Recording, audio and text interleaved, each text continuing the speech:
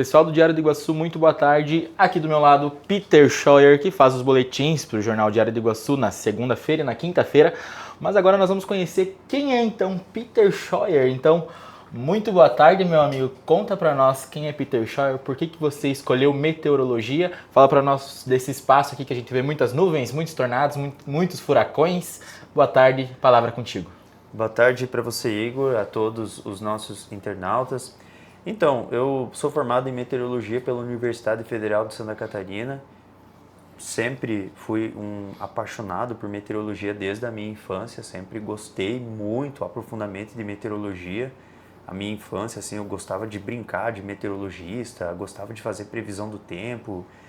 E na minha adolescência, assim, eu fui me aprofundando, estudando bastante e quando eu me formei na Universidade Federal de Santa Catarina, eu já comecei a trabalhar na Defesa Civil, na parte de monitoramento e alerta meteorológicos. Depois, paralelamente, eu fui trabalhando com rádios, né? E quando eu estava com umas 30 e poucas rádios, eu abri a minha empresa.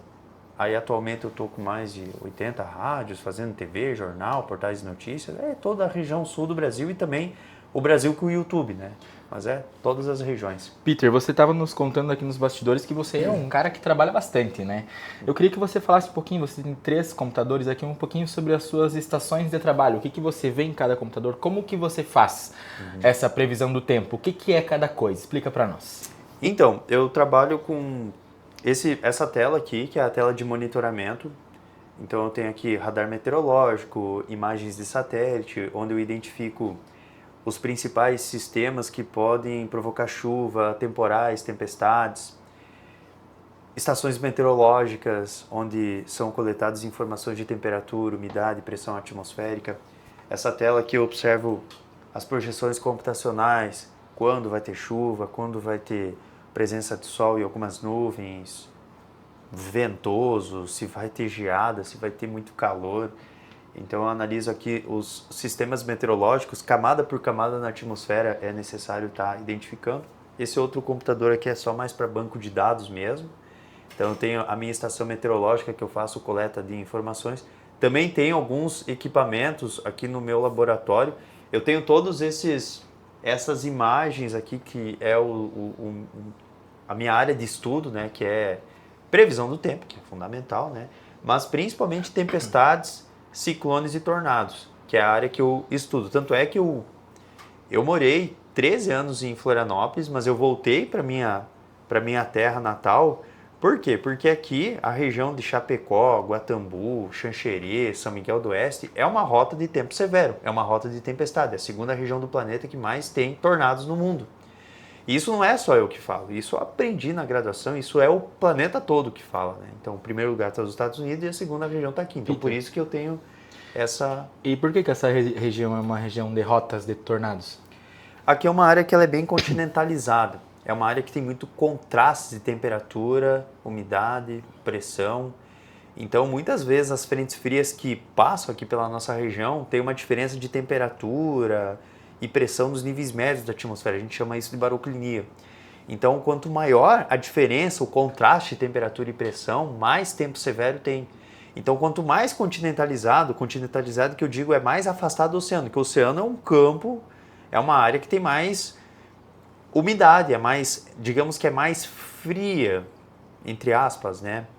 Mas aqui é uma área, assim, que você tem muitos contrastes de temperatura, massa de ar frio que se mistura com massa de ar quente, então isso gera contrastes. E ainda mais que a gente tem a sustentação de ar quente e úmido que vem lá da Amazônia. É uma combinação, você tem a Cordilheira dos Andes, onde você tem perturbações de ondas curtas nos níveis intermediários da atmosfera. Tem esse fluxo, tem esse acoplamento do jato de baixos níveis que vem da Amazônia em combinação com esses ventos perturbados que vem lá da Cordilheira dos Andes. Tu tem a continentalidade, tu tem a temperatura, tu tem tudo para ter formação de tempestades severas, tornados, tanto é que todos os anos tem aqui na nossa região. Peter, e você tem toda uma estação meteorológica no seu quintal, né? Você Sim. poderia nos apresentar? Com certeza. Bora com lá? certeza. Bora.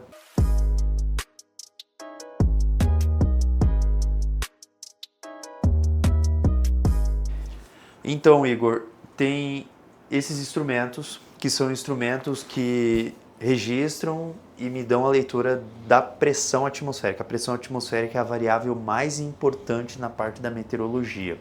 Temos a umidade, mas a pressão é a mais importante. Com ela eu sei quando vai ter mau tempo, bom tempo, se vai vir frio, se vai vir tornado, tempestade. Esse aqui é o microbarômetro. Esse instrumento, ele mede a pressão atmosférica de uma maneira extremamente precisa. Ele tem 6 cápsulas aneroides. Ele é um barômetro Yanagi, é um barômetro japonês, muito preciso, mais preciso que eu conheço, tanto é que eu tenho 2 aqui, um reserva e um padrão. Com esse aqui eu calibro todos esses. Esses aqui são barômetros auxiliares, mas são barômetros de muita boa qualidade. Esse aqui é um microbarógrafo da marca Lambrich. Ele tem 9 cápsulas aneroides e essas oscilações que aparecem aqui são as micro-oscilações da maré barométrica. Então dá para perceber, se tu dá um foco aqui, tu vai perceber que tem algumas oscilações, alguns máximos e mínimos. Essas são as oscilações da pressão atmosférica.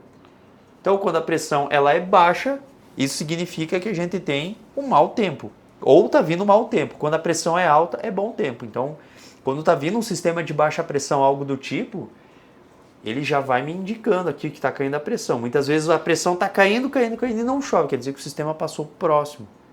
Ou muitas vezes está caindo e vem um pé da água, uma tempestade muito forte, violenta. Nós temos aqui uma estação meteorológica que mede temperatura, umidade, pressão e vento. Essas conchinhas em rotação é o anemômetro. São diferentes anemômetros que medem a velocidade do vento, rajada. Então é uma estação meteorológica automática. Cada conchinha, tem 3 conchinhas ali. Tem uma mais em cima, uma no meio, toda preta, e uma embaixo. Cada uma representa o quê? Aquela conchinha preta, menorzinha, é da Lambrich. Então ela me dá a velocidade do vento em tempo real, assim a cada segundo, e as rajadas do vento. Aquelas outras 2 é da estação meteorológica automática que está anexada a ela. Então nós temos ali a velocidade de rajada também, porém ela é só de uma outra marca, sabe? É só como se fosse uma segunda opção que eu tenho ali, sabe? De backup. Certo, e as outras coisas lá embaixo parece-me ser um painel solar. Sim. Que é uma alimentação do próprio sistema. Isso. Então ela tem uma bateria interna, e ela é alimentada pela energia do sol. Agora em breve vai vir uma outra estação meteorológica que ela é muito superior a essa que está vindo lá dos Estados Unidos. Que é essa que você estava me comentando que tu comprou. Exatamente. É parecida com essa, mas faz mais coisas. Assim. Exatamente. A precisão dela é muito melhor, durabilidade, assim, meu Deus, nem compara. O que mais que você tem aí para nos mostrar? Eu tenho ali a estação meteorológica convencional. Bora lá. Então vamos lá.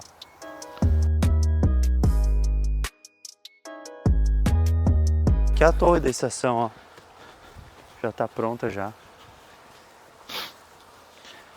Essa aqui que vai lá no alto, ó. Então ela vai Quantos metros tem mais ou menos? Ela vai ficar num total de 10 metros, 10,7. Então ela vai ficar numa altura bem representativa, que é o padrão, né? 10 metros. E a vegetação, tudo isso aqui faz parte, né? A encosta ela sempre tem mais vegetação, né? Sim. Dificilmente uma encosta não ter vegetação, né? Senão ia ter erosão e tal. E aí tem o topo. Tem 3 tipos de estações, né? Uma que fica no topo, que ela fica mais aberta, que ela vai ter mais influência de rajada de vento. Tu tem a encosta que é meio termo, né? Então tu tem a rajada de vento, tu tem calor, tem aquecimento, tem um pouco de tudo. E aí na baixada tem geada no inverno e tem muito calor no verão, por causa que daí é um tampão, né? Não tem velocidade do vento. Não vai para lugar nenhum. Fica ali concentrado, né? Então não tem muito movimento do ar. E ali tem mais algumas coisas para nos mostrar, né?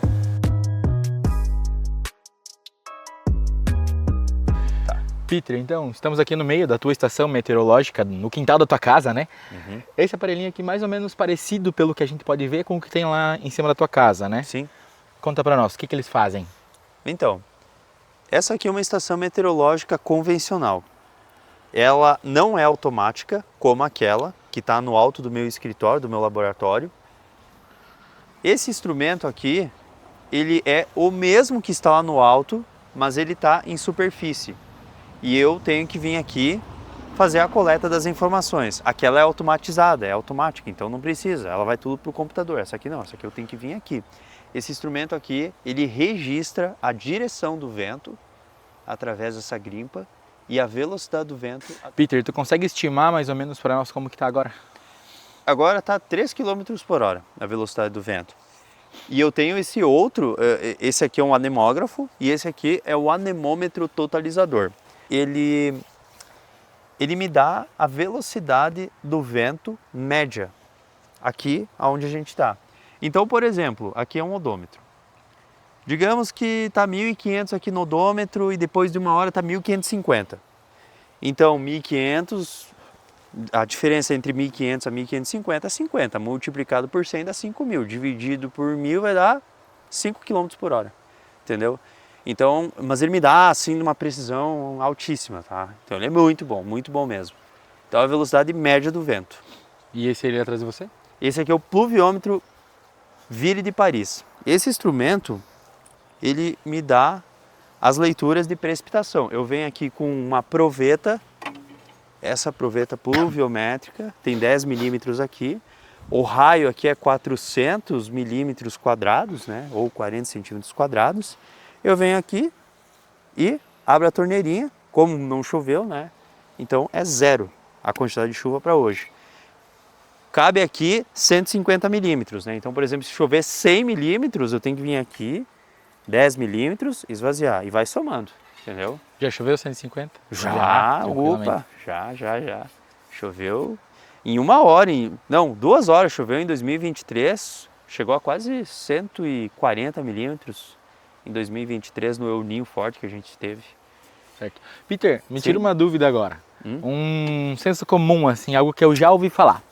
Dizem que, quando você vê a previsão do tempo lá, que existe 60% de probabilidade que vai chover, é verdade que vai chover em 60% da área do continente e a probabilidade de chuva é 100%? Ou isso não tem nada a ver? Tu já deve ter escutado isso, com certeza, né? Sim. É porque assim, o que acontece? É uma estatística. Quando você fala que a probabilidade de chuva é 100%, isso quer dizer que a probabilidade é praticamente certa que a gente vai ter chuva. Se você fala que é 5%, são aquelas pancadas esparsas que acontecem muito isoladamente. Quando tu fala que a probabilidade é 50%, é tudo visível. Em 50% você tem aquelas pancadas com trovoadas que acontecem em alguns pontos da cidade, mas você vê que o céu está escuro, muitas vezes você vai num bairro para outro, você pega essas pancadas. Quando você pega 80% de probabilidade, é quase certo que vai chover, não tem muito o que dizer, né? 80% é uma probabilidade alta de chuva. 50% é mediana. Mas não se sabe dizer em quanto por cento do território que vai chover. Não dá para saber porque essas pancadas, elas têm isso no verão, tá? No verão. Que no inverno, na primavera é outra dinâmica. O inverno parece ser mais regulado. Sim, né? sim. No verão é muito irregular. As pancadas elas são formadas por conta do calor e da alta umidade. Ou seja, é tudo estrutura termodinâmica. Então forma um CB, forma um núcleo, forma uma estrutura multicelular, vai ter um diâmetro aí de 20, 30 quilômetros. Esses 20, 30 quilômetros vai estar se deslocando dentro da cidade, pega alguns bairros.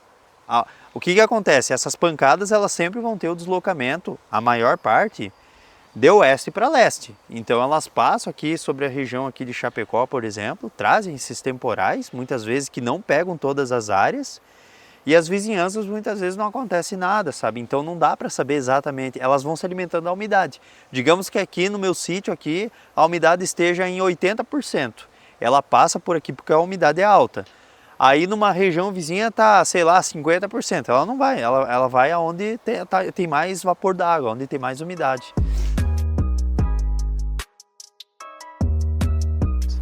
Então, esse aqui é o abrigo do Stevenson, tá? Ele é projetado assim com essas venezianas.